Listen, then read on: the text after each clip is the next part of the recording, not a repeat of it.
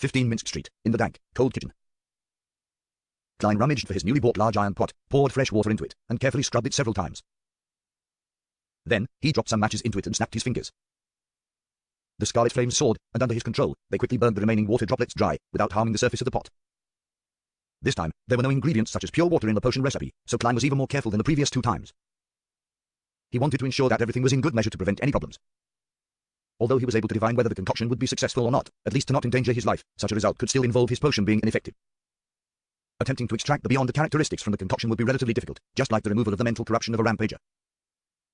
He would need the corresponding technique, methods, or rituals, and Klein wouldn't be able to gather a second round of ingredients within a short period of time either. After finishing his preparations, Klein took a deep breath as he looked at the neatly arranged boxes. Finally, he recalled the potion recipe. Faceless. Main ingredients: mutated pituitary gland of a thousand-faced hunter, characteristic of a human-skinned shadow. Supplementary ingredients: 80 milliliters of a thousand-faced hunter's blood, 5 drops of black jimson weed juice, 10 grams of dragon tooth grass powder, 3 strands of hair from a deep sea nugget. He first picked up the cardboard box which came from Vampire Emlyn White. He opened the box and took out the glass bottle that contained 100 milliliters of a thousand-faced hunter's blood. Glancing at the scale, Klein unscrewed the lid and steadily poured the sticky liquid into the pot with a stable wrist. The liquid changed its color depending on the variation in the lighting. As it was a supplementary ingredient, he didn't pursue precision and didn't use chemical experiment apparatus to separate and titrate the liquid. The thousand-faced hunter's blood was like thin honey that slowly filled the bottom of the pot. When Klein felt that it was about time, he stopped tilting it and allowed the liquid to flow back. There's still about 20 milliliters left. My spiritual intuition is quite accurate. Klein withdrew his gaze from the glass bottle and tightened the lid. This 20 milliliters of thousand-faced hunter's blood could still be used to make mystical items, beyond the weapons, extraordinary scrolls, or for drawing symbols or labels in some ritualistic magic. It was still very precious. After putting the glass bottle back into the cotton-filled box, Klein went down the list and added the black jimson weed juice and the dragon tooth grass powder. He saw that the liquid in the iron pot started to bubble. Without pausing, he picked up 3 strands of dark blue hair that resembled tiny snakes with his black gloved right hand, and he firmly placed them on the surface of the liquid. Sizzle. A faint mist rose from the iron pot, and the color of the liquid turned a deep blue. It already has such a strange effect even without adding the main ingredients as expected of a sequence 6 potion. Klein reached out and grabbed the silver tin box which Vampire Emlyn White had thrown in as well. With a snapping sound, Klein opened the lid of the box, revealing a peach-like item inside. He didn't directly touch the thousand-faced hunter's mutated pituitary gland. Instead, he placed the tin box over the top of the pot and overturned it. A yellow-brown object with the grooves and ridges of a brain fell in, crashing into the dark blue liquid. At this moment, no liquid droplets splashed up, and the pituitary gland that was constantly changing its shape silently melted. The colors of grey and yellowish-brown quickly merged with the dark blue, and the bubbling suddenly increased in size. At this point, Klein was a little nervous, but he controlled himself. He picked up the last box and overturned the huge diamond-like human-skinned shadow characteristic into the pot.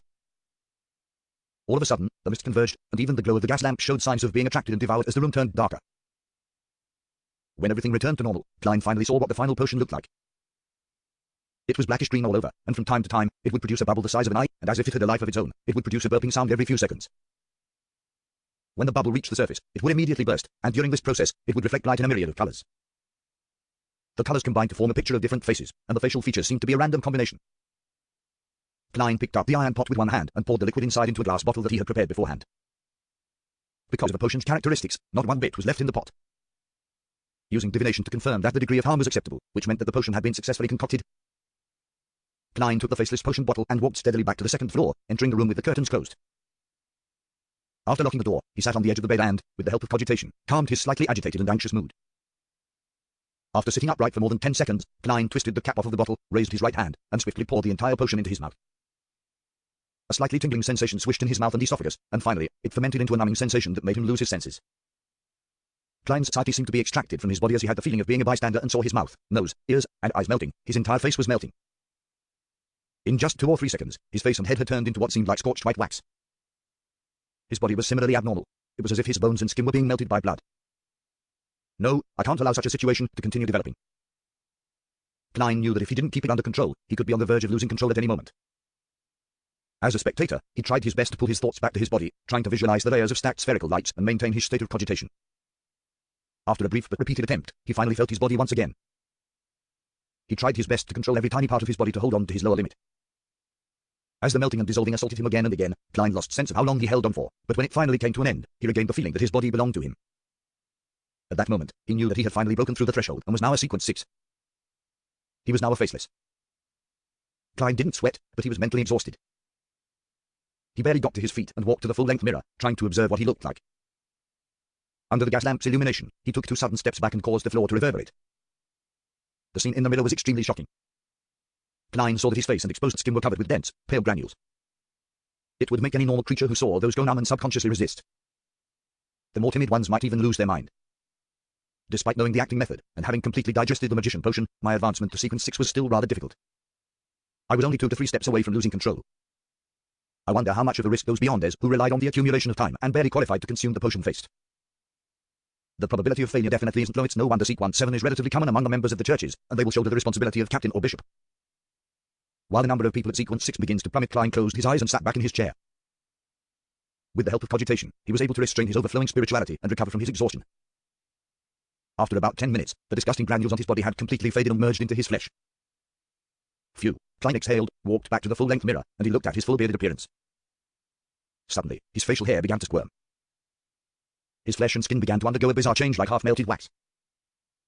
Within a second or two, Klein had reverted to his original appearance: black hair, brown eyes, ordinary facial features, a clean face with a deep outline, and a somewhat thin body. He quietly gazed at his past self and stretched out his right hand to press it against his face. With a gentle touch, Klein's face changed again. His nose bridge was high, his lips were extremely thin, and there was a tinge of elegance in his handsome face. There was an unconceivable pride in his appearance. It was none other than vampire Emlyn White. A little too short, he laughed at himself. At this moment, the bones and ligaments in his body began to produce cracking and snapping sounds as his entire body suddenly soared up a little. He now looked identical to Emlyn White, externally. I've noticed that I can accurately recall the exterior appearance and temperament of every person I know, and I can grasp their unique scent. Klein's paws squirmed, and his body changed accordingly. The smell of his body became different as a result of this. He looked into the full-length mirror again, letting his hairline slowly recede, and he changed the color of his eyes into a deep grey. Without a sound, Dunn Smith seemed to come alive again, and he was staring at a team member who always came to him to report on unusual matters. Letting out a breath, Klein returned to his original form, but the corners of his mouth remained curled upwards. He thought for a moment, took a few steps back, and looked at the magazine, Ladies' Aesthetics, which he had bought to look at fashionable beauties. And he noted down the appearance of the actress on the cover. Then, he went back to the full-length mirror and wiped his face with his right hand. When he looked in the mirror again, he saw a young lady with black hair that went past her shoulders and delicate facial features. It really works. Klein looked down at his chest, but he didn't see any protrusions. Trying hard to control his body, he managed to create a pair of cups by moving his fat and some of his flesh. However, there was nothing he could do about his lower body. That is to say, it is just a superficial change in appearance, nothing fundamental. Also, I can only grow taller or shorter by 10 centimeters at the moment. Going beyond this range would be difficult. Also, there's a limit to the enlargement and shrinkage of the head. For example, I can't mimic Father Upravsky's half-giant head at all. Also, I can only observe the appearance and temperament of the target in an instant, without knowing anything related to him. It's easy for me to be exposed when facing a spectator like Miss Justice Hey. In the clown stage, the clown restrains the spectator, but in the faceless stage, it is actually somewhat restrained by the spectator. Interesting. Upon having this thought, Klein stopped changing and returned to the appearance of Sherlock Moriarty. Divination, fighting, as well as a magician's beyond powers, have all been enhanced. As for how much they've improved, it can only be confirmed through practice. I should find some time to head to the Quid Eye Club tomorrow. Klein took one last look and went downstairs to clear up the mess. After rounding up everything, he quickly washed up and crawled into bed. Lying there, looking out the window at the crimson moonlight, he gradually calmed down. After a few minutes of this, Klein slowly closed his eyes and smiled to himself. Good night, Faceless. Townshend Street, in between Empress Borough and West Borough. Sio Derecho was standing in a dark, secluded alley. Even without looking up, she could see the countless magnificent palaces and tall Gothic towers in the distance. It was the highest district in the whole of Backland, and it was also where the Lowen royal family resided. It shared the same or even slightly higher status as the White Maple Palace of Intes and the Ormir Palace of the Fisak Empire in the southern and northern continent, and in the entire world. But its name was neither romantic nor ancient. It was called the Sodera Palace, and in ancient Fisak, it meant balance. Sio looked away from the famous Bell of Order and directed her sight to the other side of the alley. In the shadows where the street lamps didn't shine, a figure slowly walked out. The figure wore a golden mask that revealed the lower half of his face. He was none other than the mysterious person who had previously sold the sheriff formula to Xio and had occasionally entrusted her with some tasks. When Xio and Force discussed in private, they both suspected that the person was from MI9. Any progress this week? The man wearing the gold mask asked as per usual. Xio shook her head. No, I don't think anyone was keeping tabs on Capine before the incident. She paused for a moment, then she reluctantly asked, do you still want to continue investigating this matter? The masked man was silent for a moment. There's no need, but if you hear anything related in the future, then contact me right away. Today, I'll give you a new mission. What mission? Xio was completely in her bounty hunter state, ready to assess the risks. The masked gay laughed. This is a very simple mission, and it's one that you've been dreaming of doing. Seek to purchase the sheriff and interrogator main ingredients in all your circles, especially a special ingredient that can be directly concocted into a potion. If someone responds to it, we will pay for it.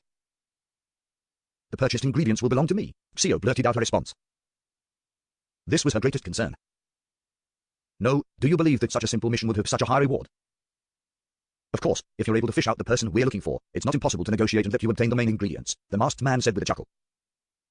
But I don't know the main ingredients of the interrogator potion, Xio hesitantly said. I'll tell you later. This is also our advance payment. Even if we don't find the target, you'll have the main portion of the Sequence 7 potion formula, worth more than £600. I think you're fully aware of our generosity, the masked man said in a bewitching tone. Generous indeed. Who's their target, and why are they willing to pay such a high price to find them? Well, if he were from MI9, taking advantage of this mission to retrieve the Beyonder ingredients of the Arbiter pathway on the market should also be one of his goals.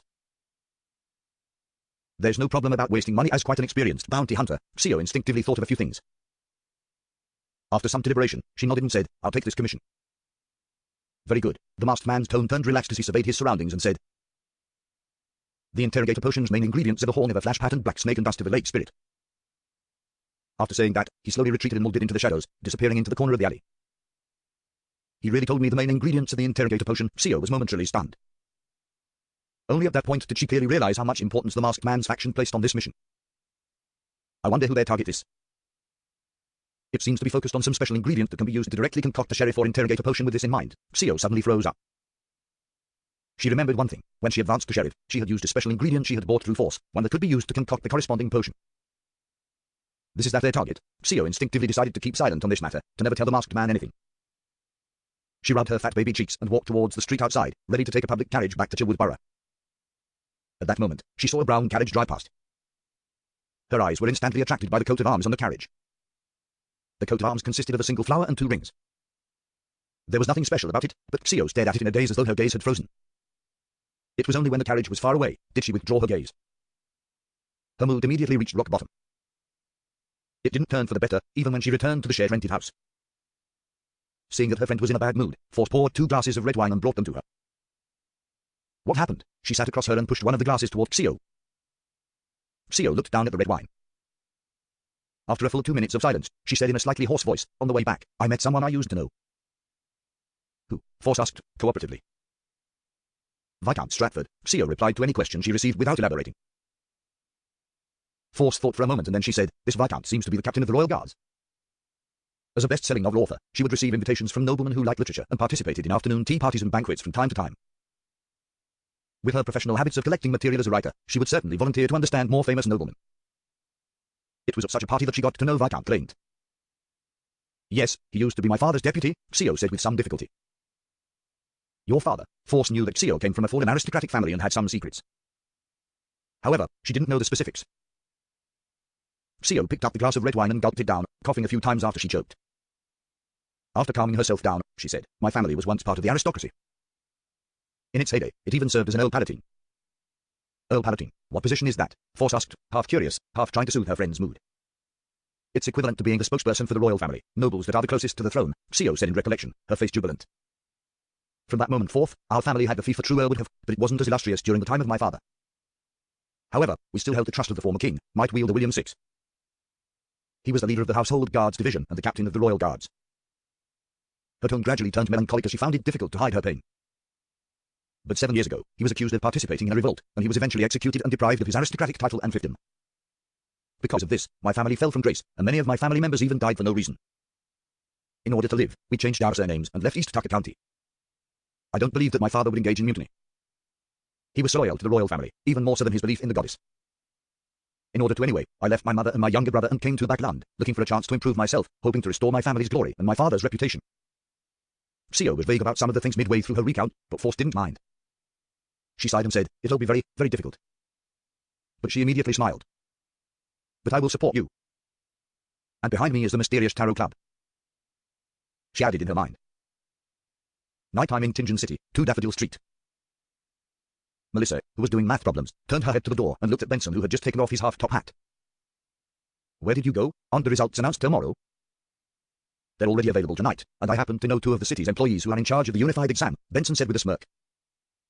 In early December, he had enrolled for the Civil Servant Unified Examination, selected a relatively uncompetitive position, and, in the process, established friendships with several civil servants and a number of examination candidates through his eloquence and communication skills.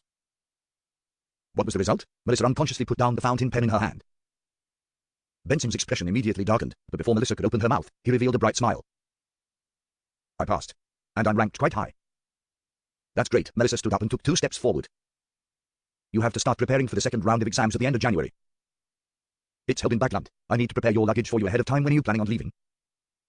Seeing his sister's concern, Benson walked into the living room, smiled and said, I plan to do so after the new year. We'll go to Backland together and rent a house there. Regardless of the success of the exam, I'm prepared to stay in Backland and try my luck. And you can take advantage of the New Year's holiday to transfer to the technical school in Backland to prepare for the entrance exam at the Backland University of Technology and Industry in June. Just a month ago, the Backland University of Technology and Industry had been reorganized and officially upgraded to a University for Industry and Technology. Melissa's lips unconsciously pursed as she quietly listened. She looked around wistfully and replied softly, okay. Friday afternoon at the Quad Club. Klein walked out and hired a carriage to head for Prince Edisake's Red Rose Manor. It was the place where Talim had gone to a few days before his death. As a qualified detective, he would be completely unworthy of the £100 he was paid if he didn't hold any investigations there. No matter what, I still have to put on a convincing act, Klein muttered as he sat in the carriage and enjoyed the scenery outside the window. After his morning practice, he had roughly grasped the range of improvements in every aspect. Flame controlling, flaming jump, and other beyond powers had become about 30% stronger. The might of air bullets and the length of the underwater breathing pipe had even increased severalfold. His divination and combat skills had also received a substantial improvement. Paper figurine substitutes and damage transfer didn't experience much change, but because of the growth of his spirituality, the number of times that they could be used had increased. Klein finally arrived at Red Rose Manor amidst the rumbling journey and informed the 2 soldiers guarding the entrance of his purpose. After passing the news, he met the old butler from before. You can ask everyone here. The white-haired elderly butler paused, then added, except that lady. That's what I want. I don't want to get into trouble. Klein laughed casually. All right, Red Rose Manor, outside the luxurious rooms filled with all kinds of antiques. Klein stood at the door and asked the 6th maid he had met today. The young maid was wearing a black and white servant dress that had the characteristics of the times. She was pretty, in her prime, and had natural curls to her brown hair. She had a hint of playfulness on her face. Who does Mr. Talim meet when he visits? Klein repeated the question numbly. The maid replied almost without a pause, Mr. Talim usually requests to meet His Highness, or to accompany him in riding horses, or to discuss matters. If His Highness happens to be absent, he will meet with that lady. They are very good friends. He receives permission from the butler. Talim is good friends with the commoner lady who Prince Edisake likes, meeting in private from time to time. It was likely that he was persuading her to leave this place, so as to not affect the reputation of the prince. Klein nodded thoughtfully. Mr. Talim and the young lady, what would they talk about? When he asked this question, Klein suddenly recalled how Talim had fallen in love just recently. With his rich experience from the information age, he somehow came up with an extremely contrived romance story. The maid wasn't afraid of the detective. She smiled, shook her head, and said, at times like these, we're all asked to leave the room. This even more than ever, Klein couldn't resist making associations, even to the point of changing the colours of Prince Edisake's hat and helmet. Without waiting for him to ask any further questions, the maid chuckled and said, Detective Moriarty, if you want to find out exactly what the lady and Mr. Talim were talking about, you can ask her directly. The old butler doesn't permit that. Klein confidently pushed out his scapegoat. He changed the topic and said with a smile, you seem to know more than the other servants. You even know to call me Detective Moriarty. The maid looked around, maintained her smile, and said, it's because I've been serving the lady during my rotations. She's always wanted to meet you, Detective Moriarty. After all, she's close friends with Mr. Talim and cares a great deal about his death. Unfortunately, she always ends up missing you. Always. Klein was sensitive to the words always, just happened, and missed. The maid nodded seriously and said, the first time His Highness invited you to be his guest, she intentionally threw a tantrum and wanted to take advantage of the opportunity to walk downstairs to meet you. Who knew that you would leave in a hurry? Afterwards, she took the initiative to represent His Highness to place flowers on Mr. Talim's grave, but as she didn't know what you looked like, she wasn't able to find you. And today, she just happened to go to the golf course out back to relax on horseback. Otherwise, even if the butler didn't allow it, she would have tried to find a way to meet you. What a coincidence, Klein sighed as he suddenly grasped the crucial point. On the day of Talim's funeral, it was the commoner lady he loved who had offered flowers in the prince's place. On that day, Klein was most concerned about the lady with the black veil and the sapphire ring on her finger. She might have a Grade Zero sealed artifact or some powerful existence of an equal level. All of a sudden, a thought flashed through Klein's mind. The woman with the sapphire ring on her finger was wearing a long, heavy black dress. Accompanied by two maids, she slowly disappeared into the distance. One of the ladies had brown natural curls. The image of the maid quickly overlapped with the one in front of Klein, and it was abnormally identical. Klein's body tensed up, and sweat rolled down his back, but his expression didn't change at all. Using the abilities of a clown, he pretended like he was recalling the event, and he asked with a smile, "Were you with that lady on the day of Talim's funeral?" The maid replied without much thought, "Yes." "Damn, it's really her." Klein maintained his smile. "Very well, next question." As if nothing had happened, he began to inquire about other things, then he switched to another servant and continued. However, Klein secretly shortened the process and sped up the progress. He wanted to leave Red Rose Manor before the young lady returned from her riding. At 4 o'clock in the afternoon, before the sky had turned dark, Klein left the manor much earlier than expected and took the carriage sent by the old butler back to the city.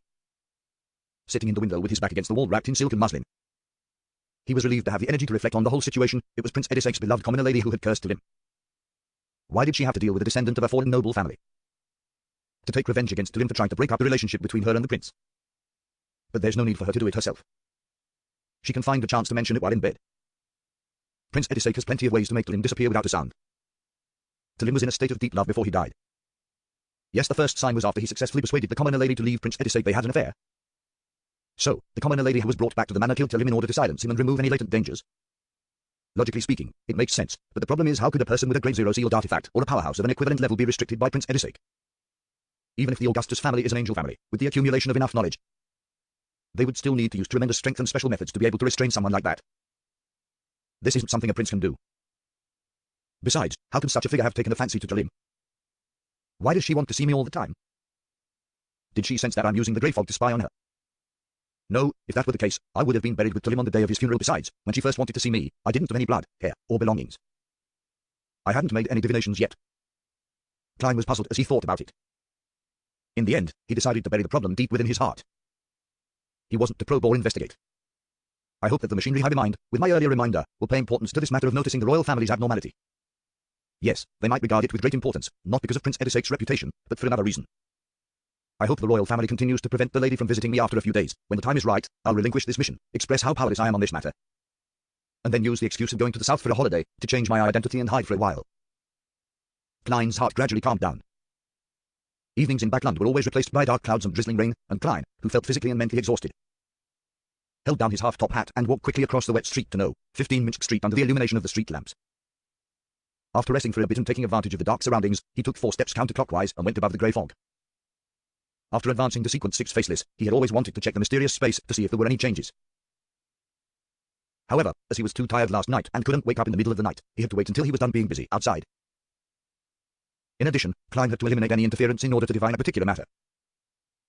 That was, after this advancement, when his spirituality wasn't stable yet, he didn't hear the illusory ravings of Hornus Icefliglia, Hornus Icefliglia, Hornus Icefliglia anymore. He wanted to know if this was a natural change after ascending to Sequence 6, or if there was some other reason. Within the majestic palace, the mottled bronze tables and the 22 high-back chairs with different symbols on their backs stood quietly, as if they had remained unchanged since time immemorial. The same was true for the grey fog below them, as well as the endless emptiness around them. But as soon as Klein entered, his spiritual intuition was keenly aware that the mysterious space was somewhat different from before. He was in no hurry to explore or make any attempts. Calming himself down, he sat at the end of the table, conjured a pen and paper, and wrote a divination statement, the reason why I haven't heard any ravings after my advancement. Holding a piece of paper and muttering the sentence, Klein leaned back in his chair and quickly entered the dreamland with the help of cogitation. In the dusky sky and land, images flashed, and in the end, they all came to a stop on a particular scene. It was Klein, whose face and body was still covered in pale granules. He was surrounded by an illusory, thin layer of grey fog that was undetectable. The dream shattered. Klein opened his eyes and roughly understood the reason. The grey fog has interwoven with reality, helping me block out the ravings that come from who knows where. After advancing to Sequence 6, my connection with the mysterious space above the grey fog has become even stronger, thus bringing about certain changes and allowing me to naturally borrow a portion of its powers. From the looks of it, that should be the case. Yes, I should try to explore the area and see if there are any changes. Klein slowly stood up and followed his spiritual perception, walking in a certain direction outside the ancient palace. Beneath his feet was the grey fog that spread out like the sea. He finally decided to stop after walking for an unknown period of time. However, when he gave up on exploring, a light suddenly flickered at the end of the path. In his joy, Klein quickened his pace and approached. 7 or 8 seconds later, he saw a flight of stairs that seemed to lead to heaven. The staircase was formed from pure light. It was holy, transparent, and untainted, capable of shocking anyone's heart. There were only 4 levels as the staircase reached up into the void, and each level was rather high, as though it was meant for creatures even larger than giants. Klein looked up, followed its path, and saw a layer of greyish-white fog, condensed and suspended in mid-air, as though it was supporting something. It was a significant distance from the staircase of light. The 4-stepped staircase represents my consumption of the Sequence 9, Sequence 8, Sequence 7, and Sequence 6 potions. What exactly is above that layer of fog? Klein cautiously advanced until he reached the staircase of light and stepped onto it. There was nothing odd about the steps, and they were as solid as stone. Klein went up the stairs, climbed up to the 4th level, and then tried to look up at the area above the grey fog. Unfortunately, his vision couldn't penetrate anything. He thought for a moment, then he took 2 steps forward and jumped up with all his might. However, the moment he left the staircase of light, he lost his momentum and his spirit body's flight instinct. He plummeted straight down and landed on the bottom layer of the grey fog. Looks like I need to advance another 2 to 3 other sequences. If sequence 4 really does result in a qualitative change, then I should be able to see after becoming a demigod. Klein looked up and made a judgment, implying that it turns green, which in Chinese means being cuckolded. After looking around, Klein, who had found nothing else, returned to the stone pillar-propped ancient palace. He sat at the head of the long bronze table with his eyes half closed. He examined his spirituality growth with the number of members he could draw in. Including the empty positions that I could handle from before, I can still recruit 4 new members. However, there are no suitable targets at the moment. Klein shook his head and muttered before returning to the real world to busy himself for a good dinner. After slicing potatoes, boiling beef, adding onions, and stir-frying them for a while, as well as sprinkling seasonings like sugar and pepper, Klein poured the prepared hot water into the saucepan, covered it with a lid, and turned the fire down. I have to admit that a magician's flame controlling is a good helper in the kitchen. Ever since I got it, my culinary skills have clearly improved. If it wasn't for the loss of control, the monsters, the searches, and the evil gods, the world would be at peace and perfect if everyone was dedicated to using their abilities without causing public damage. Klein sighed and left the kitchen to enter the living room. As the light from the wall lamp spilled out, Klein, who had been planning on flipping through magazines and wait for the appropriate time to throw in the potatoes, carrots, and the proper amount of salt, he couldn't help thinking about how to act as a faceless. Just after waking up this morning, my spirituality had completely stabilized. I discovered that although there aren't any signs of digesting the faceless potion in me, I do have a certain level of harmony. This is a phenomenon that never happened after consuming the seer, clown, and magician potions. With this in mind, Klein looked up at the oriel window. As it was already dark outside, it had become like a mirror, faithfully reflecting Sherlock Moriarty with his black hair, brown eyes, beard, and gold-rimmed glasses. Klein nodded thoughtfully. Perhaps it's because I've always been acting as Klein Moriarty. Yes, in a way, Sherlock Moriarty is just Klein's disguise, not someone else. Although I've received many memory fragments and gained some of the original's feelings that previously existed, in essence, I'm still a guest from an alternate world. I am Earth's keyboard warrior, Zoomin Grumya. I've been through so much in the last 5 months that sometimes I even think I'm Klein Moriarty. Amidst the silence, many thoughts flashed through Klein's mind, giving him a lot of insight. However, I'm still Zoomin Grumya, who's donning the skin of Klein Moriarty, someone who has never given up the idea of returning. He slowly closed his eyes. When he opened them again, the figure reflected on the oriel window had already changed. It was a young man with dark brown eyes and short black hair. His facial features were unremarkable, and he appeared refined, but he had obvious eye bags with an inkling of a double chin. This was Zoomin Grumya from Earth. Long time no see. Klein sighed, raised his hands and rubbed his face. By the time he lowered his arms, he was back as Sherlock Moriarty. After this period of contemplation and adjustment, he inexplicably felt that the gap between his spirituality and the potion had reduced significantly, and there were signs of them slowly blending together. No wonder Nimbarite Master Osego's teacher. Yes, perhaps his teacher would say that you can disguise yourself as anyone, but you are ultimately yourself. This is like the core rule of a faceless acting method. Once one forgets this point, it would be easy to forget yourself amidst the constant changes, eventually turning into a monster. Klein felt enlightened when he recalled what he had previously obtained via spirit channeling. He crossed his right leg and leaned back, quickly coming up with a plan for the future. Search for and conclude the actual acting rules for a faceless. In the beyond the circles of Backland, through the Tarot Club, gather information about mermaids, in preparation to complete the ritual at sea. Directly or indirectly get the Solar High Priest potion formula to help Little Sun advance to sequence 7, so that he has the clearance to obtain the method for removing a rampager's mental corruption on a beyond the characteristic. But I can't fully place my hopes on Little Sun. I should still attempt to look. Klein, whose mood was slowly turning staid, snapped his fingers, reducing the stove's fire in the kitchen as the fragrance of beef emanated. At that moment, he heard the doorbell ring. The visitor was none other than Lawyer Judgen. Even though it was drizzling and the ground was wet, Judgen was still dressed meticulously. He even wore a vertical collar. What's the matter? Klein, who was very familiar with Judgen, didn't make any small talk and directly asked. Judgen put away his black umbrella, patted a few drops of water off of his double-breasted frock coat and said, Sherlock, I'm leaving Backland on Monday next week to go south on a holiday with my grandmother. The warm environment and the clean air suits her very well. That's excellent news. Klein took the initiative to deduce, smiling as he asked, You want me to temporarily adopt Brody? Judgen shook his head gravely. My grandma can't bear to part with Brody and insisted on taking him with her. I've already asked. As long as we put him in a cage and buy a full-price ticket, he can board a steam locomotive, but we have to keep the cage clean at all times to not pollute the air above. Honestly, the smell in the third-class carriage is enough to overwhelm the stench of cat poop. Klein chuckled. Brody shouldn't be too happy to leave, right? But he's even more reluctant to part with my grandmother, Judgen replied. He pressed his hat and changed the subject.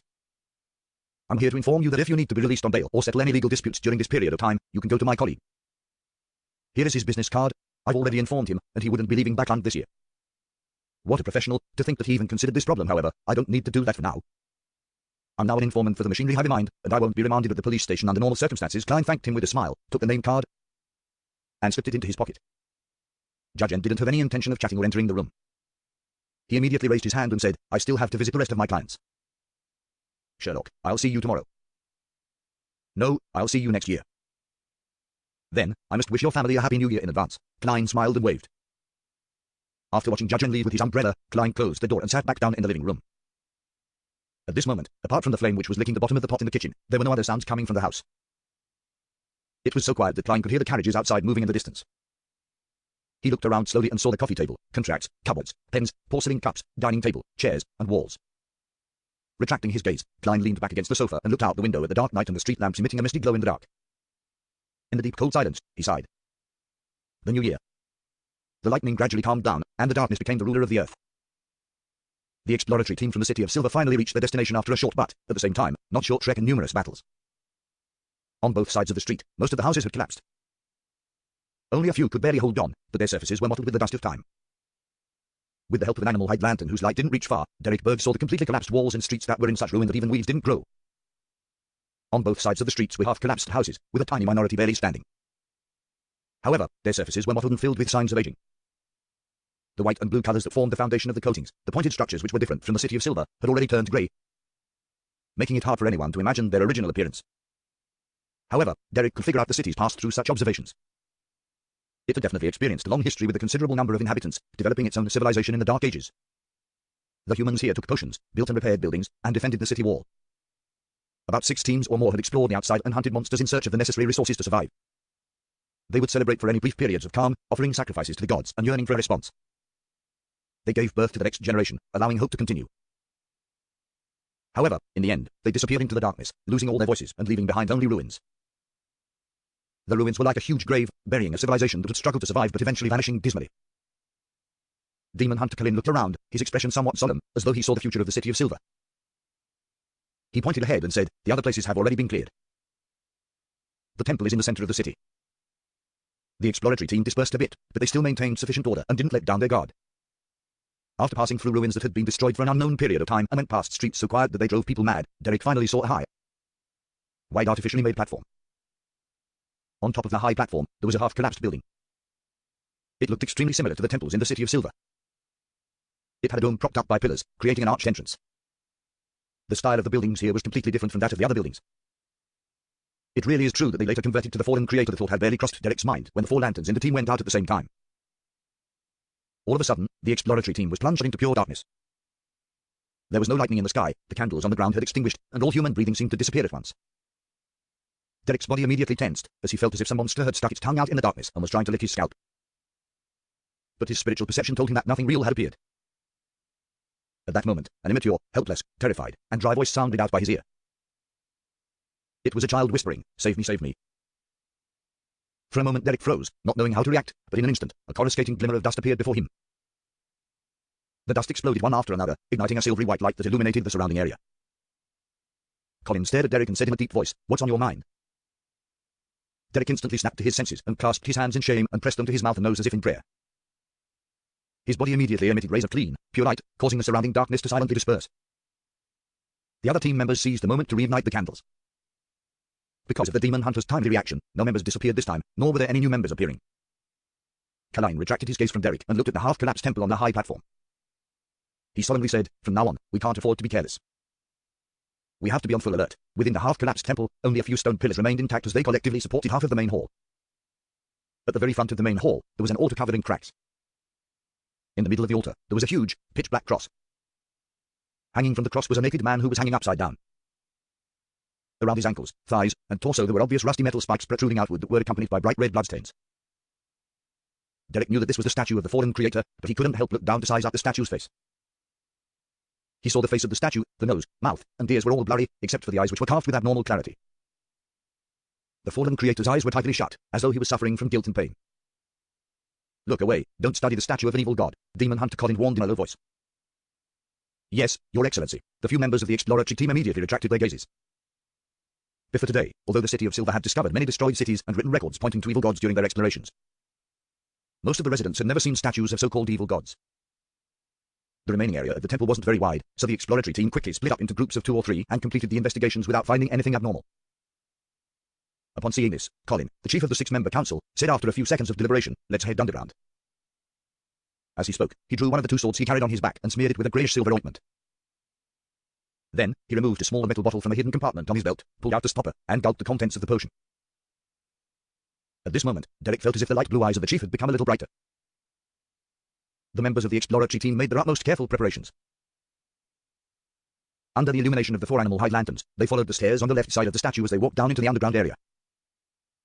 Derek took his turn holding the lantern, walking at the front left as he cautiously entered the darkness. He heard the sound of his own footsteps and those of his companions echoing off of the stone steps. They produced a distant and empty echo. The echoes didn't suffer from any interference, making the absolute silence beneath them obvious. However, in the hearts of the exploratory team members, it was like a knock on the door. The attempt to uncover a secret that had been buried for an unknown number of years left them feeling extremely tense. After walking without having any sense of time, Derek finally saw that the road ahead had turned flat. He also saw the newly discovered mural which the corrupted Dark Regents had mentioned. The mural was spread across 2 sides of the wall. It was simply coloured and gloomy, looking ancient as if it had seen the vicissitudes of life. Derek took a casual glance and was immediately attracted by one of the murals. On the wall to the left up ahead, a pure white cross was depicted in the middle. It was surrounded by seawater-like blackness, drowning all the humans who were struggling as they stretched out their arms. Hanging upside down from the cross was the fallen creator. The rusted nails and blood-red stains were no different from the statues in the outside world. But in this mural, the fallen creator was suffering from a black erosion, so much that part of the white of the cross had become pitch black. In addition, the cross supported a hazy piece of land, and countless humans were kneeling and praying to the fallen creator. Around the mural, in the deepest part of the darkness, there were 6 figures akin to evil gods. In the upper left corner was a woman wearing a black, classical dress. Her clothes were layered but not complicated, and it was embedded with a starry sheen. Her body was relatively ethereal, with signs of rippling outward. Her face was blurry, as though she was wearing a mask without any facial features. The darkness around her surged as one strange eye after another faintly became discernible. Directly above was a young man wearing a pure white robe. His face was painted with a pure gold color, and there were tentacles in the form of light growing out of his skin. In his hands was a putrid green book and a radiant spear, and his chest and back were inverted. In the upper right corner was a trident-wielding monster with an octopus-like head, wide eyes, and a body wrapped in lightning. The feathers of countless birds formed his cloak, and the darkness turned into waves that supported the bottom of his feet. At the bottom right was a supple and beautiful woman. Her chest bulged, propping her clothes up. In her arms was a rotting baby, and at her feet were black ears of wheat, spring water squirming with flesh, herbs dripping with pus, and wildly mating animals. Directly below was an old man wearing a hood that revealed his mouth, wrinkles, and a white beard. The old man held an open book, and on top of it was an eye that was the symbol of omniscience. At first glance, this old man looked the most normal, but the smile on his face was indescribably evil. At the bottom left was a giant warrior in tattered armor. He held a long sword and was sitting on a throne with bleak dusk as its backdrop. What this mural means is that when the cataclysm struck, the evil gods climbed out of the abyss. In order to save the people of the world, the fallen creator had suffered the vast majority of the sins and pain, and as a result, showed signs of being corrupted and having his image changed. But I think he is the worst evil god carrying an animal hide lantern in his hand. Derek looked at the mural on the wall as he walked. He realized that the description was identical to Dark Regents' description, with the core theme being that the place where they were had not been abandoned by the gods. Instead, it was blessed by the Creator and had maintained civilization through the apocalypse. Of course, Dark Regents had only briefly mentioned it, and the details were far what the murals depicted. Throughout the entire process, Derek didn't let his guard down. He prepared himself in case any accidents were to happen so that he could respond immediately. Under the dim yellow light of the candle, the exploratory team went through many corridors, halls, and rooms one by one, delving deep into the temple's basement. Suddenly, a semi-open grey stone door appeared in front of them. Outside the door, a cluster of beautiful mushroom-shaped objects grew. They were palm-sized, with white stems and bright red heads, sparkling with dark golden specks. Upon seeing these mushrooms, the members of the exploratory team had their appetites whet. All they wanted to do was to rush over, pull out a stalk, and stuff it into their mouths. Gulp. Quite a few people swallowed their saliva. However, most of the people who were able to enter the exploratory team had rich experience and were of a relatively high sequence. Having received a warning beforehand, someone immediately stood up and said in a low voice, "Those are rotten flesh and hairy scalps." Derek knew this teammate and that his name was Joshua. He had successfully traded for a mystical item from a particular exploratory expedition. Joshua stretched out his left, scarlet-gloved hand at the door. With a flash of light, a burning fireball quickly took shape and shot out, landing directly on those extremely tempting mushrooms. Boom! The ground trembled slightly, and an inferno spread out to cover the space of 2 meters. By the time the fire subsided, all of the mushrooms had already disappeared, leaving only bits and pieces of flesh and blood. It left all of the Beyonders, who nearly failed to resist the temptation, disgusted. Demon Hunter Colin didn't interfere with the actions of the team.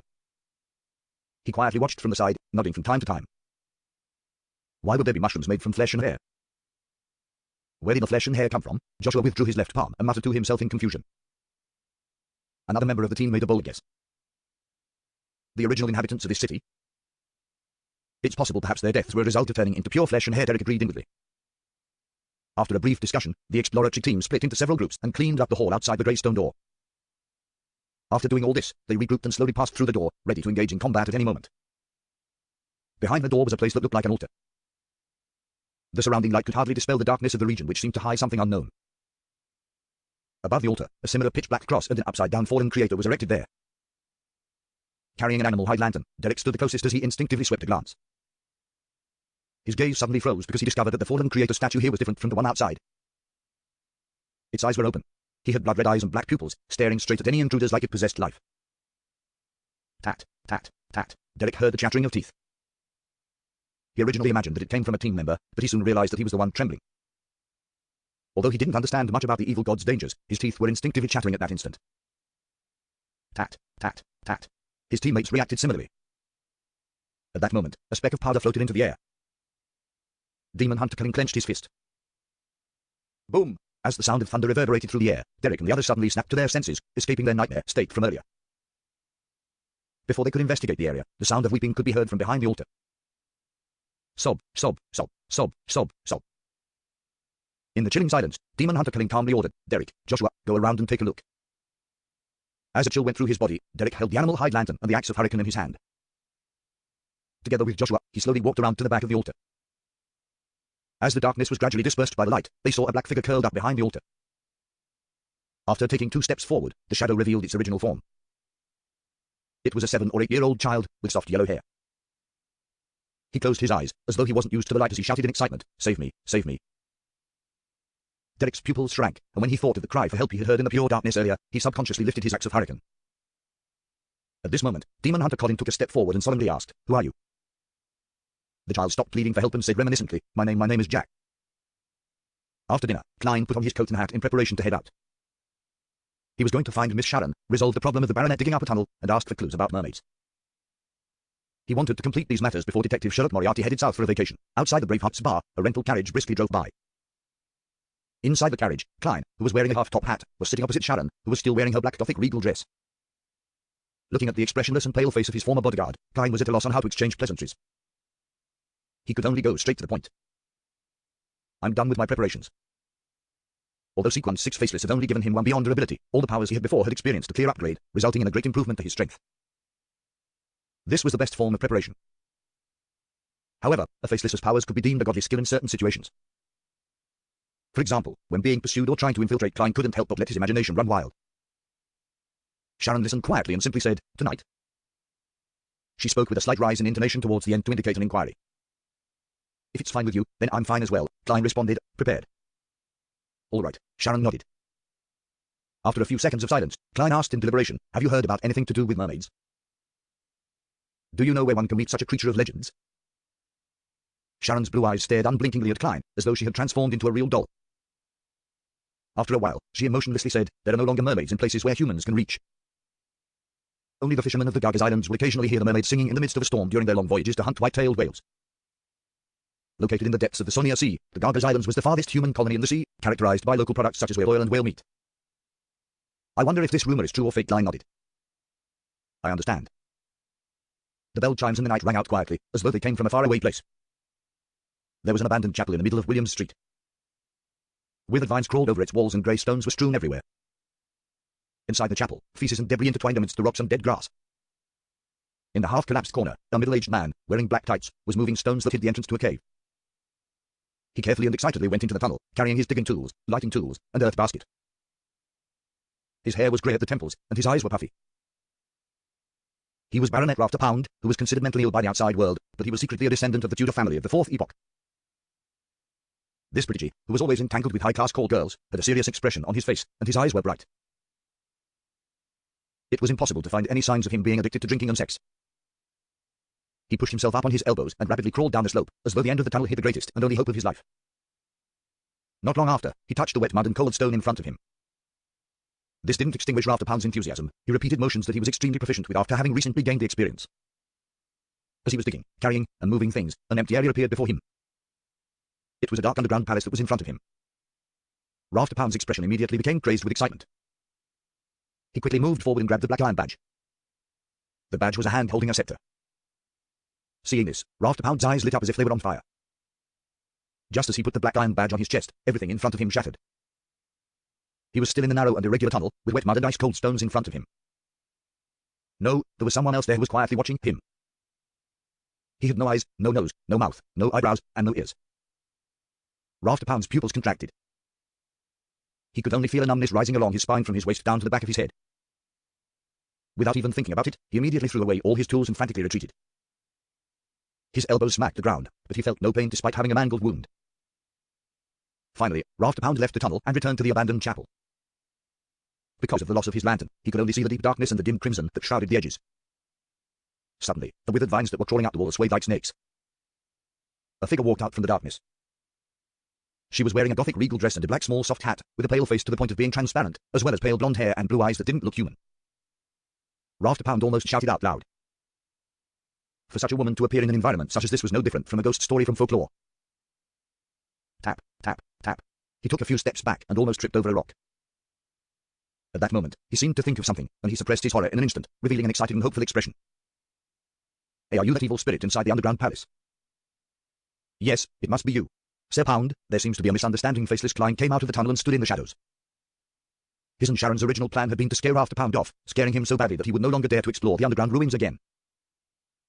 However, Rafter Pound's reaction was somewhat out of their expectations. Sharon was silent for a second before tacitly asking, "What do you wish to say?" Rafter Pound quietly exhaled, and he then curled his lips into a smile.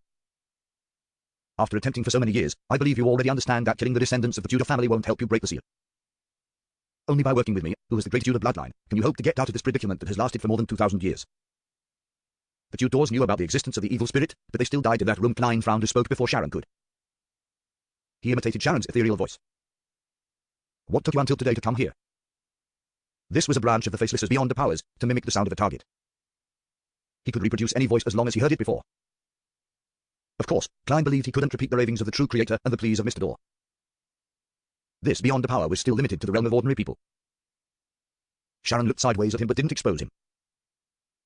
Rafter Pound didn't notice and chuckled. It's because the Dark Emperor has appeared. Fate tells me that the glory of the Blood Emperor will appear once again. Is there some logical connection?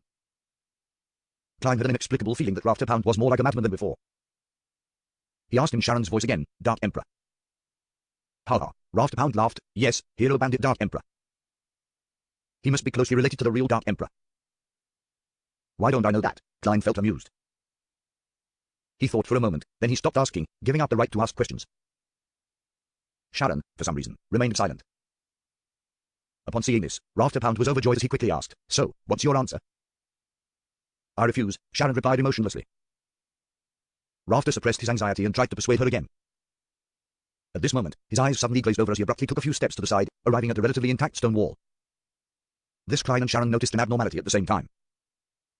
They responded in their own ways, one pulling out a revolver and pointing it at Rafter Pound, the other filling the ruined chapel with the crimson lunar brilliance. Rafter Pound didn't even look at them. He faced the stone wall and slammed his head into it. Thump, thump, thump. He slammed his head 3 times in a row and fainted with blood dripping from his forehead. Then he got up again. His eyes were bloodshot for some unknown reason. Rafter Pound raised his right hand and wiped the blood from his forehead, covering his palm with blood. He stuck out the tip of his tongue, licked the scarlet liquid, and said in an intoxicated manner, "A member of the Tudor bloodline sure is delicious. It's really intoxicating. It will allow my loathing to exceed its limits to the greatest extent, and it will help me temporarily expand the boundary of the seal." Klein's muzzle was aimed at him as he asked in a stunned tone, "The evil spirit in the ruins?" Blood trickled across Rafter Pound's face, and he laughed horribly. "You guessed right. Before, I judged that you were weak and wanted to corrupt your mind and enter your dreams to tempt you into rescuing me. Who knows? Hey, you're also a person with a secret." "Don't be so direct." Klein subconsciously glanced at Sharon, but he found nothing out of the ordinary about her. "What do you want to do?" Klein asked directly. "The evil spirit side. I'm an innocent person who was harmed because of Alistair Tudor's ambition. Due to the constraints of my corpse, I've been trapped in that underground ruin for nearly 2,000 years. I hope that you can help me out of this predicament and allow me to become a free spirit. I swear, I won't involve innocent people." After saying that, he looked at Sharon with his bloodshot eyes. "You should be a wraith from the mutant pathway. The next stop is a critical point to becoming a demigod. I'm not sure if you have the puppet potion formula, but I can help you obtain it. I can even be a part of your ritual. That is the reward I can promise you. Puppet. Sequence 4 of the mutant pathway is called Puppet. What a strange name, Klein muttered inwardly. The evil spirit turned to look at him. You will similarly be rewarded. It's an object that can be considered mystical and precious, and because of some sort of attraction, its holder came to the underground palace and died by the side of the Tudor descendants. This is what it looks like. As he spoke, the evil spirit spread open the palm of his hand, causing the crimson moonlight to form a scene. Inside the picture, there was a normal-looking tarot card. The image on it was completely different from the others. Sitting inside a chariot wasn't a king, but rather a male priest wearing a dark red robe. The priest looked like Russell Gustave. This a card of blasphemy. Klein's eyes instantly shifted. He saw that the starlight in the upper left corner had condensed into a line of text. Sequence 0, Red Priest. Sequence 0, Red Priest. Which pathway sequence 0 is this? I've learned the true name of another sequence 0, of course. The pretext is that the evil spirit isn't lying. It said that the holder of the Red Priest card would seek out the underground ruins of the Tudor family due to some form of attraction. But they ended up dying in that room. This should be the law of convergence of beyond the characteristics within the same pathway, right?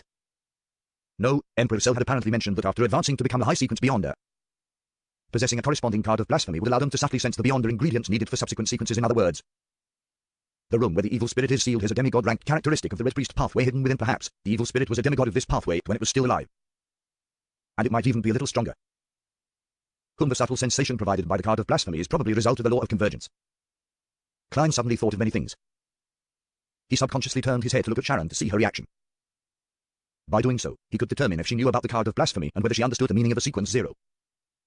However, there was no change in Sharon's nearly transparent face.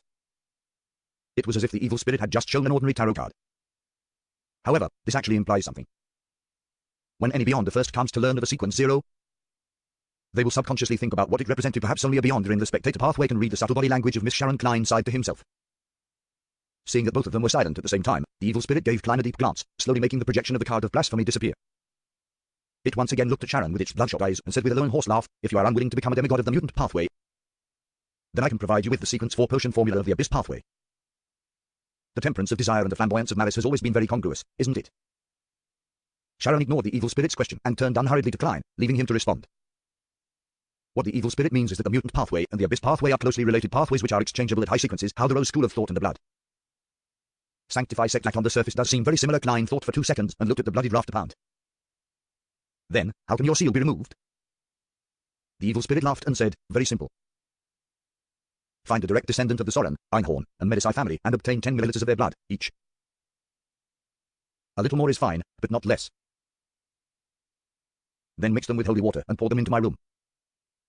This way, the seal will be lifted." It's a very simple and strange method. Even in the field of mysticism, it's rare. Why must they be direct descendants of the Soren, Einhorn, and Medici families? I have never heard of the last one. Soren is the former royal family of Indes, and Einhorn is the royal family of the Fisak Empire. Both of them were loyal to the Trun-Soist Empire, the angel family of the Fourth Epoch, and they were the final winners. However, Lorenz Augustus and Phenopotter's Castilla families also meet the same conditions. Oh right, the Soren and Einhorn family have one more thing in common. And that is their possession of the Hunter pathway. Is this the reason for them being chosen? Taking the situation from before into context, the Hunter pathway is equal to the Red Priest pathway. As he made a guess, Klein didn't conceal his doubts. I know about the Soren and Einhorn families, but I've never heard of the Medici family. Very normal. They often enjoy hiding in the shadows. They are corrupted angels and have established an extremely secretive organization, the evil spirit said with a contemptuous tone. That organization is known as Rose Redemption. This name is very familiar. That's right. Inside the abandoned temple of the true creator that was recently found by the City of Silver, there is something similar written on a corner of a mural. They suspect that it's the name of the city or the creator of the temple now, from the looks of it. This symbolizes an extremely secretive organization that was founded by corrupted angels. They believe in the true creator. What is their relationship with the Aurora Order? Klein pondered for a moment and said, "It's related to the true creator." The evil spirit was silent for 2 seconds before asking in a low voice, "You know about Rose Redemption?" "I heard it by chance." Klein spoke the absolute truth. The evil spirit thought for a moment, then it suddenly said with a smile, "You have more secrets than I thought. Can we not talk about such things?" Klein held himself back from watching Sharon's response as he wore an unperturbed look. The evil spirit's gaze swept across the two and laughed. Rose Redemption has a close relationship with the birth of the true creator. It's impossible for you to imagine that certain people were once members of Rose Redemption, but they have since left it. As long as you find an organization that believes in the true creator and trace it to the very end, then there will be a chance of you coming into contact with Rose Redemption. It sounds a little like the Twilight Hermit Order, with one being the front side, while the other is backside. Klein made an intuitive guess. Seeing that the evil spirit had no intention of giving an in-depth introduction to Rose's redemption, he laughed and said, "Do you think we can complete something like that with our strengths?" The evil spirit was silent for a few seconds before saying, "Maybe you guys can try your luck in Binsey Town." Binsey Town? Where's that? Despite Klein's repeated questioning, the evil spirit refused to reveal anything else. Faced with this situation, Klein could only switch to asking, during the Fourth Epoch, were the Dark Emperor, Blood Emperor, and Night Emperor fighting for the position of Sequence 0? When the evil spirit heard this, it was stunned for a moment before it smiled and said, "It was once the case, but not later." It wasn't the case after Alistair Tudor went mad. Alistair Tudor was that Blood Emperor. Klein sought confirmation. The evil spirit nodded. Yes, there has only been one Blood Emperor, that lunatic, Alistair Tudor. Hey, the descendants of the Tudor family have all inherited the madness of that bloodline. They're usually crafty, devious, careful, and cautious, but at critical moments, they can become reckless and not consider the repercussions. The evil spirit pointed at Rafter Pound's face and said, "He is an example. However, after this lesson, he will definitely become more normal for a long period of time. I've no idea if he's the last Tudor.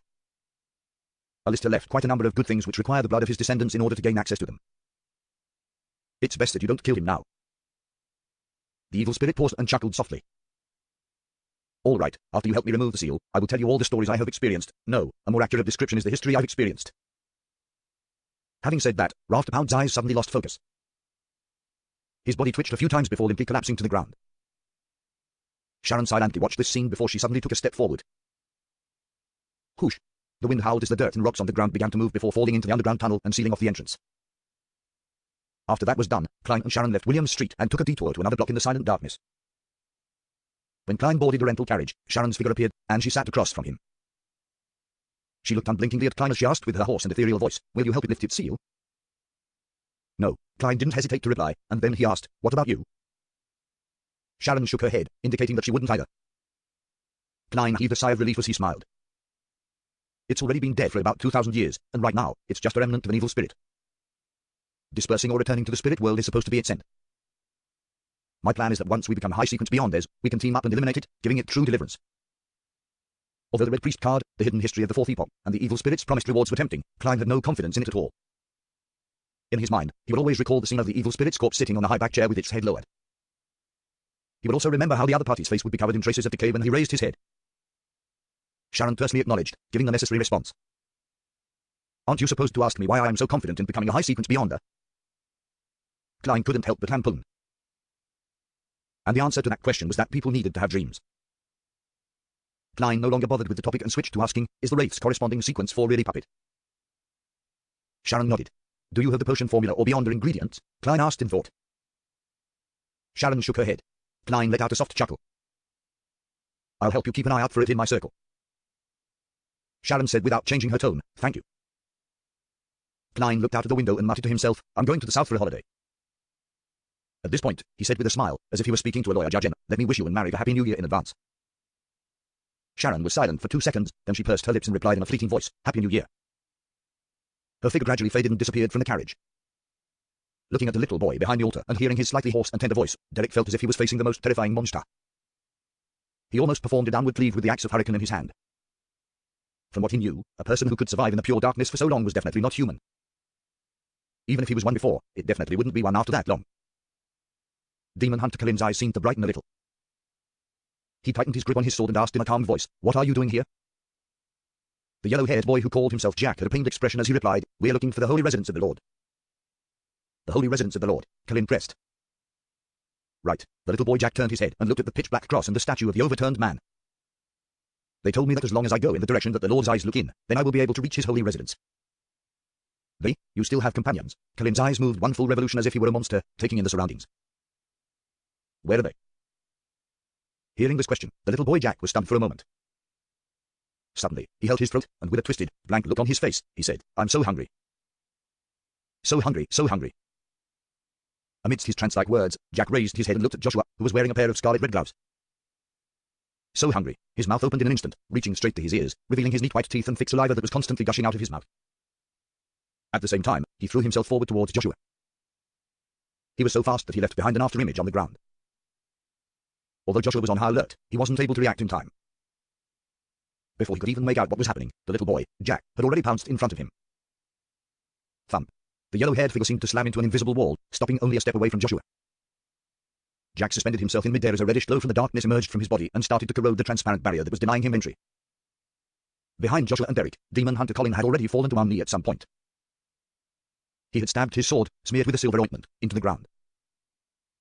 Soon after, the area around the altar instantly brightened, as if it was the purest ray of the light of dawn. Khalin suddenly drew his sword, and his figure strangely split apart, turning into a series of after-images that spread out around the altar. Every single figure raised the sword in their hands at the same time and, combined with the light of dawn in the vicinity, released a bright glow. Two. One sword after another was thrust forward as the light of dawn converged towards Jack from all directions, encircling him in the middle. Under the brilliance of the rising sun, the black and red figures quickly evaporated, disappearing under the storm like barrage of attacks. In the underground hall where the altar was located, the brilliance became abnormally bright, so bright that Derek Berg couldn't help but close his eyes. With a sudden jolt, he suddenly woke up from his slumber and saw a bonfire quietly burning in front of him and his teammates, who were diligently guarding the camp. Demon Hunter Colin, who was sitting cross-legged beside a stone pillar, opened his eyes and said in a deep voice, "We will set off after 50 rounds of lightning." Upon hearing this, Derek looked up at the sky and found that the frequency of lightning hadn't significantly increased. Darkness remained the ruler of this land. When he thought of the city he was about to arrive at and the temple of the fallen creator, he couldn't help but feel slightly nervous. After spending some time calming himself down, Derek quickly ate his food and recovered his combat-ready state. "I wonder what will happen in that temple holding the axe of Hurricane." He came to the middle of the group. Within the campsite, lanterns that were covered with a thin layer of animal hide were being lit one after another. 15 Minsk Street. Klein heated the water, adjusted the temperature, and took a comfortable bath. With the languidness after a bath, he took 4 steps counterclockwise and went above the grey fog. He intended to use divination to make a confirmation about the evil spirit's matter. In the silence of the ancient palace, Klein leaned back in his chair and began to seriously consider which divination method to choose and how to design the divination statement. It had to conform to the principles of mysticism, it shouldn't involve subdivision or elimination, and it had to contain sufficient information. After a short period of silence, Klein leaned forward and wrote down what he wanted to confirm: the evil spirit in the ruins harbors strong malice towards Sharon and me. He undid the spirit pendulum on his left wrist, gripped it with one hand, and began entering cogitation. After muttering to himself for a while, he opened his eyes and looked forward.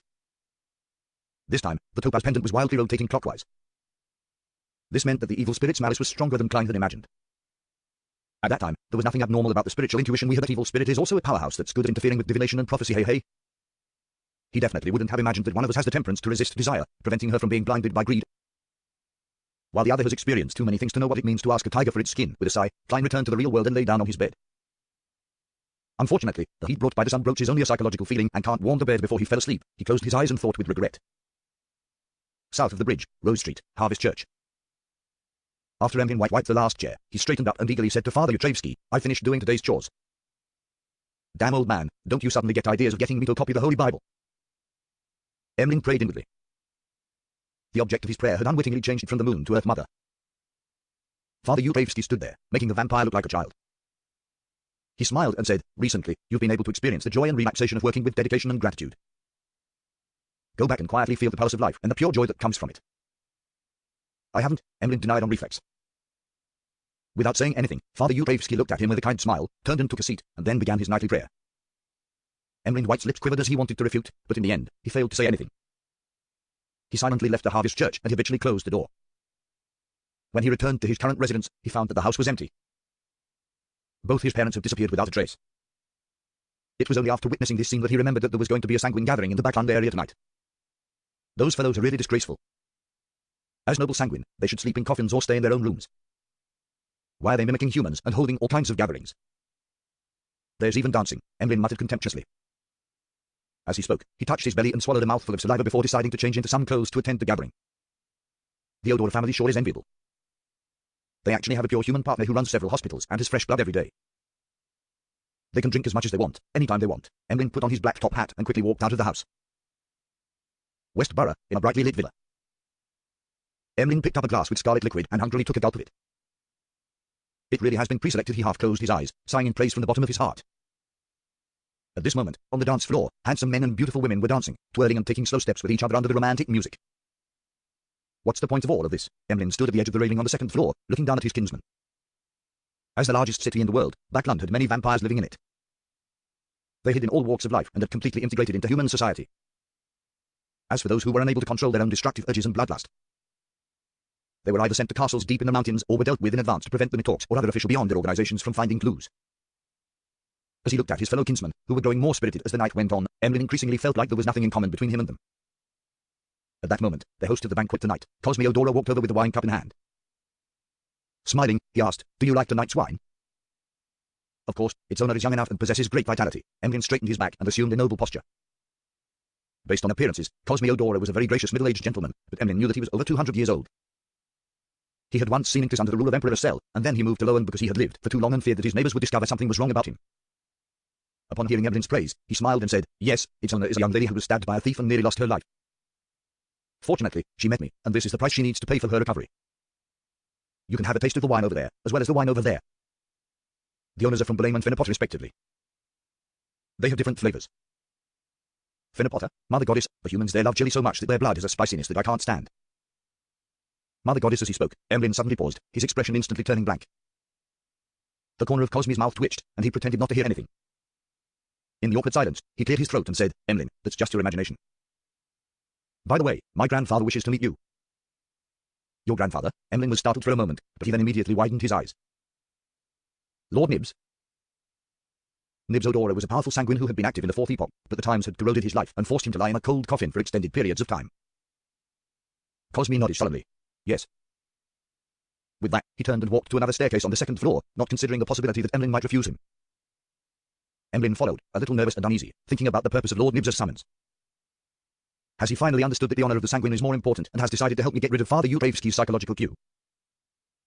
As he walked, Emlyn White developed a strong sense of hope. Following the stairs to the underground area, Emlyn White passed through a few secret doors and entered a large grey hall. In the center of the hall was a heavy coffin made of black iron, engraved with symbols and magic labels. After Cosmiodora reported Emlyn's arrival, a heavy and aged voice slowly came out from the coffin. "Emlyn White, do you know why I summoned you?" "Honorable Lord Nibs, I imagine that you are planning on helping me remove the psychological cue," Emlyn responded without hesitation.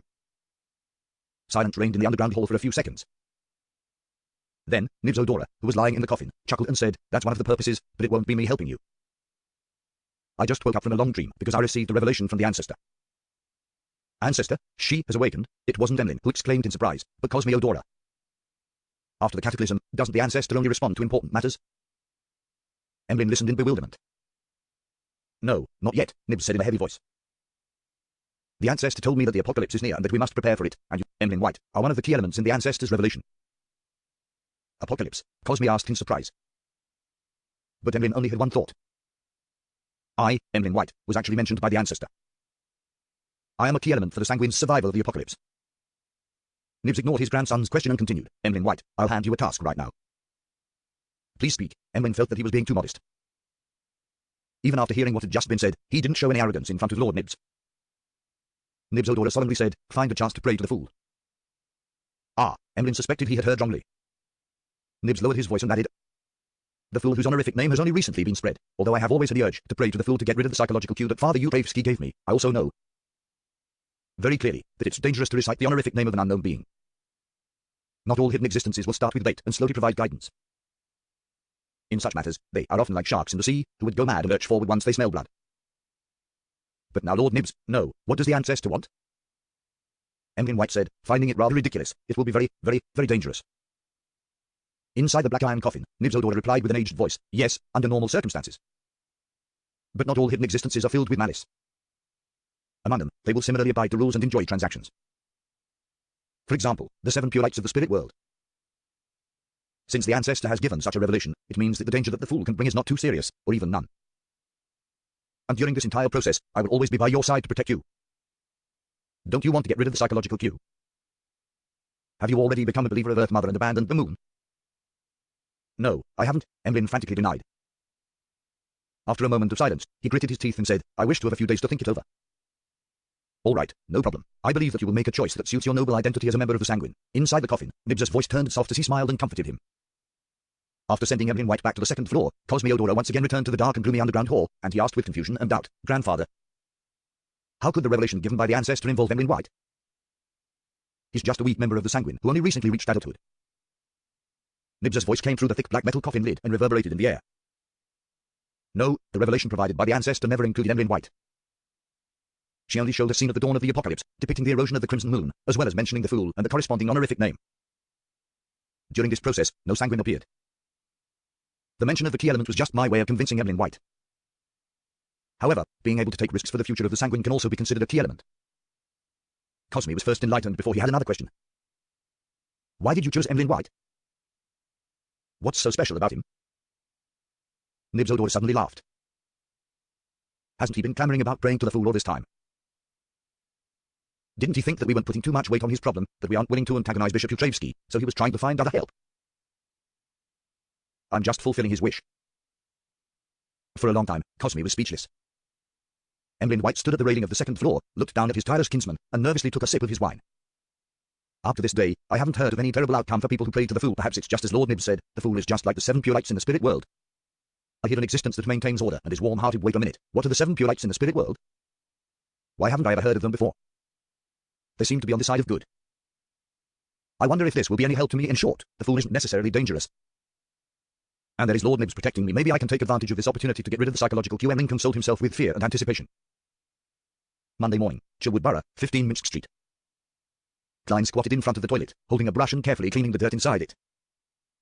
According to his schedule, after completing his visits on Saturday and Sunday, he decided to take a day off and wait until tomorrow to report back to Prince Edisek about the final results and hand over the assignment. But during what should have been his relaxation time, he found the house a little too messy and dirty. It was only when he saw this that he remembered that the cleaning of the house had been done twice a week through the temporary employment of the landlady's maid next door. As the Sammers had gone on holiday to Seville City in Desai Bay, one of the maids had gone along with them, while another had returned to the countryside after receiving a year-end bonus. 15 Minsk Street, where he lived, hadn't been cleaned by anyone for quite some time. Klein had planned to put up with it for 2 days since he was leaving Backland, but in his free time, he didn't dare to take the time to head to the Quadayag Club to have fun. He was afraid of infuriating Prince Edisek, so he could only stay home. Hence, seeing the things that irked him, he changed into his old clothes and began spring cleaning before the new year. He went on to scrub the toilet, wash the bathtub, wipe the windows, mop the floors, clean his equipment, and wash clothes. Klein busied himself from 8 to 11 before barely completing his desired cleanup. Of course, he only did it perfunctorily without that much attention to detail. Sometimes, renting too big a house isn't a good thing. Klein washed his hands and wiped his face with a towel. Walking out of the bathroom and looking at the clean and tidy living room and dining room, and watching the sunlight pierce through the clouds and shine through the transparent glass window, showering golden spots in his house, he had a strange sense of accomplishment. He felt a lot happier. Time to reward myself for lunch. I'll find a good restaurant. Klein returned to the second floor and changed his clothes. As he leafed through the papers, waiting for lunchtime, the doorbell rang. It's almost the new year, and there are still people coming to entrust me with missions. As he rose and walked to the door, Klein made up his mind to decline. Although he only had £34 left in cash, in order to get out of the royal strife, he had to go on vacation to the south as soon as possible. He could no longer accept assignments. To his surprise, the visitor wasn't a stranger, but the old butler of Prince Edisek. The old butler was wearing a well-cut tuxedo. He saluted without losing his dignity, and said, "Detective Moriarty, His Highness, the Prince, is waiting for you in the carriage at the end of the street. He wishes to know the progress of your investigations." So impatient, "All right, that saves me the trouble of going all the way to Red Rose Manor tomorrow." Klein quickly reorganized what he had thought of last night and calmly replied, "All right." He was about to remove his hat from the coat rack when he felt a sudden ache in his stomach, a pain that required him to visit the toilet. After enduring for a while, he realized that he couldn't hold it in any longer and apologetically said to the old butler, "I'm very sorry. I'll need to use the bathroom first. My stomach isn't feeling well." The old butler didn't show any abnormal expression. "That's your freedom." As he discharged one wave after another of bliss, clearing away the remnants in his stomach, Klein washed his hands and returned to the hall. At that moment, he noticed that the old butler was no longer around. The one waiting outside was the maid with curly brown hair. "His Highness requested me to apologize to you. He still has matters to attend to and cannot wait for too long. Please go to Red Rose Manor tomorrow or the afternoon of the day after tomorrow." The maid bowed meticulously. "It hasn't even been 10 minutes, and I'd already done it as fast as I could. Usually, I can continue on for quite a while if I have newspapers." Klein smiled. "No problem." After receiving a response, the maid who had completed her mission immediately felt a weight off her chest. She giggled and said, "Detective Moriarty, you missed that lady again." "Huh?" Klein was at a loss. The maid lowered her voice and said, "This time, the young lady came with His Highness. She was the one who suggested taking a detour to meet you. In the end, I missed her because of my stomachache." "Something isn't right." Klein frowned slightly. In a room padded with a thick and soft carpet, a quill that was being held came to a pause and stopped writing. In the open notebook beneath it, there were lines of text and marks of scribbled-out text. Scribbles. Target attempted to escape control, but unfortunately, Detective Charlotte Moriarty leaves before she heads downstairs. The target influenced the surrounding maids, but Prince Edisek's butler, Funkel, chanced upon the problem and dealt with it. Scribbles. The target went off track once again. She participated in Tlim's funeral on behalf of Prince Edisek. However, having quickly recovered to her normal state, she realized that she was unable to identify Sherlock Moriarty, and she could only let a chance slip. Sherlock Moriarty went to Red Rose Manor to investigate, but the timing wasn't right, and the target happened to be riding horses on the golf course. Scribbles. The target, once again, triumphed over the arrangement, encouraging Prince Edisek to visit Detective Sherlock Moriarty. Unfortunately, Sherlock Moriarty happened to have a stomachache, ended up staying in the bathroom for 7 minutes and 45 seconds, and the prince couldn't afford to wait. His facial features were like a sculpture, but the middle-aged man who was blinded in one eye put down his quill and looked at the woman. What exactly did you put on her body? Breaking through the restrictions time and time again will create big problems. The woman laughed in a low voice and said, "It was just an accident. Don't worry, there won't be any problems." As she spoke, she pulled back her hair, revealing her long, white neck. After that, she slowly applied various things to her face, making her look even more alluring. Seeing that she was putting on her clothes and accessories, the dark golden-haired middle-aged man frowned and asked, "Where are you going?" The woman didn't directly answer and said with a smile, "Be careful of the quill in your hand. You almost exchanged bodies with someone the last time." "You don't need to remind me," the middle-aged man with deep blue eyes to the point of being black said with a straight face. The woman tightened her belt to make herself look thinner, then she lazily stretched and yawned while covering her mouth. "I'm going to pay a visit to Mr. A of the Aurora Order. I hope he's as crazy as the rumors say." As she spoke, the expression of the blind middle-aged man suddenly sank. It was because that ordinary quill had begun to write on its own, as though an invisible hand was holding onto it. Above the grey fog, the ancient temple-like building stood quietly. After noticing some abnormalities in the series of coincidences, Klein entered the mysterious space after lunch, in an attempt to confirm a guess in his mind. He picked up a fountain pen he conjured, paused for 2 seconds, and then wrote, "I am involved in a series of coincidences created by sealed artifact 0-08. Putting down the dark red pen, Klein held the silver chain in his left hand and began his divination. Finally, he opened his eyes and looked at the spirit pendulum just inches away from him. The topaz pendant stood still without any rotations. This meant that the divination had failed. Divination cannot be completed, possibly due to not fulfilling sufficient conditions, or it could be because 0-08 is resisting it in both cases. A similar result would occur. Klein changed his statement and tried to direct it at different targets, but all of them failed. He tapped the edge of the long mottled table with his finger, hesitating on whether he should go to Red Rose Manor the day after tomorrow. If there's no 0-08 or a similar power to arrange these matters, then my sudden escape will definitely raise Prince Edisake's suspicion. No, my escape might not be successful. Prince Edisake's men live next door, of course. Since I'm already a faceless, it's easy for me to find a chance to escape when I'm out, but is there a need to go this far? Tomorrow afternoon, I'll be able to leave Backland without attracting too much attention by honestly seeking an audience with Prince Edisake and normally handing over the mission. His Highness will likely not force me, an unaffiliated beyonder, to accomplish too difficult a task. If there really is a sealed artifact or demigod like 0-08 influencing the recent events, then from my past experience, I should just be a side character who mistakenly entered the stage and haven't received enough attention. In this case, escaping is tantamount to telling the other party that I have detected your presence. I'm highly problematic. In this way, relying on my faceless powers wouldn't necessarily allow me to escape the attention that is locked onto me. The best method would be to calmly go to the Red Rose Man and go through the normal procedures to exit the stage. After graciously bowing from the curtain call, I'll fade away from the attention of the unknown party. After combining the two elements, Klein finally decided to pretend that he hadn't discovered anything and to leave Backland according to plan. The bonfire in the campsite was burning with flames, and there was someone standing guard inside the campsite the entire time. Derek Berg leaned against a stone pillar and slept to recover his strength. At this moment, he was dreaming of the endless greyish-white fog, an ancient chair situated at the highest point in the center, as well as the indifferent figure sitting on that chair, overlooking everything. Mr. Fool, Derek said the name in a chanting manner in his mind. Following that, he heard the Fool's voice, "Prepare for the gathering."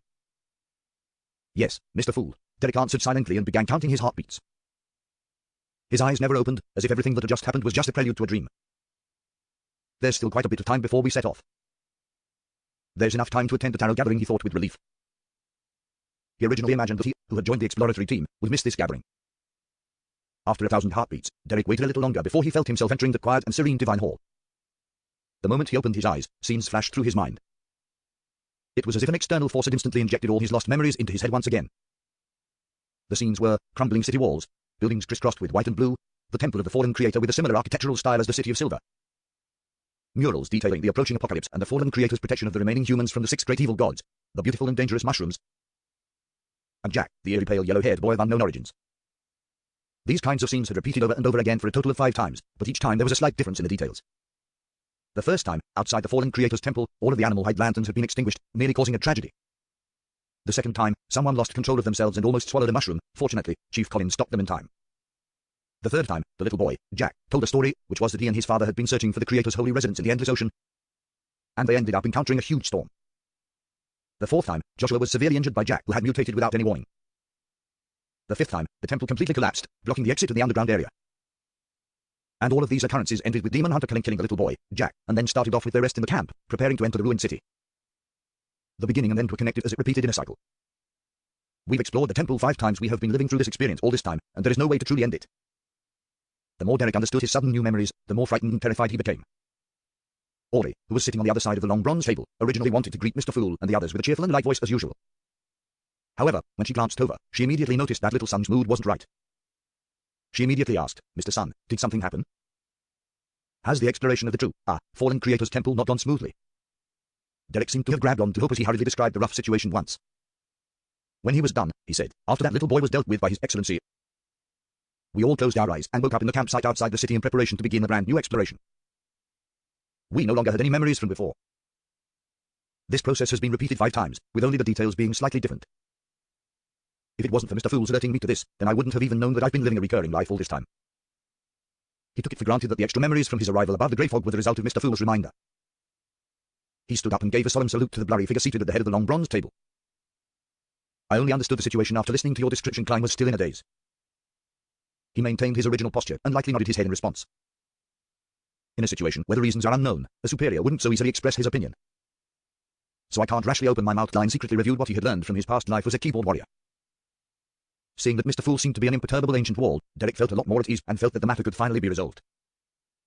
He turned to look at the Hanged Man, the world, Justice, and the Magician, and he sincerely asked, "Do you know the root of the problem?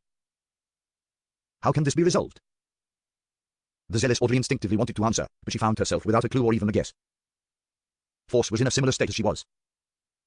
Filled with rich knowledge from Earth and having read many novels of being stuck in the same day, Klein originally wanted to control the world, to give out ideas, to give everyone some inspiration to consider regarding the matter, but after thinking about it carefully, he chose to stay low-key and prepared to observe first.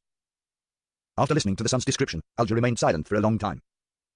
At this moment, he said in a measured tone, "I can only think of 2 possibilities. First, you have encountered a nightmare or hallucinatory power at a level that exceeds a demigod. After regaining your memories with Mr. Fool's help, you should be able to immediately detect something amiss once you return to the real world. That way, the problem will easily be resolved. Second, you were forced to or you proactively entered a strange space or state at a particular node where time is controlled to flow in a certain manner. But the time is fixed within a certain range which is cyclical and the continuation is balanced, that is to say, it is relatively static. In this situation, there aren't many ways to end the cycle. Either there is an external force that can forcefully break the balance, or you find the key point that connects the distortion of time. An external force that can forcefully break the balance." Upon hearing this, Audrey, Force, and Derek all subconsciously glanced at the calm and leisurely Mr. Fool sitting at the end of the long bronze table. "No, I can't always seek Mr. Fool's help by not saying anything directly. He probably wishes to test my ability at dealing with such matters after a moment of thought," he said. "Mr. Hanged Man, let's assume the second situation. In your opinion, what do you think is the key point that connects the distortion of time?" Without waiting for the Hanged Man to respond, Audrey guessed with interest, "The little boy Jack." "You can't kill him when you're facing him?" Alger nodded. "That's a possibility." He hesitated for a moment before saying, "The son's description of Jack and his father reminds me of a particular incident." He turned to look at Miss Justice. "Didn't I once mention that I was pursuing a listener of the Aurora Order at sea? The goal for his voyage was to seek the true creator's holy residence." Audrey carefully recalled and said without any strong confirmation, "That seems to be the case." Alger immediately said with a deep voice that listener also brought his son, and the son's age is very close to the son's description of Jack. "Are you saying that Jack went from your world to the vicinity of the City of Silver?" Derek asked, stunned. After a short period of settling down, he inwardly felt an indescribable sense of happiness.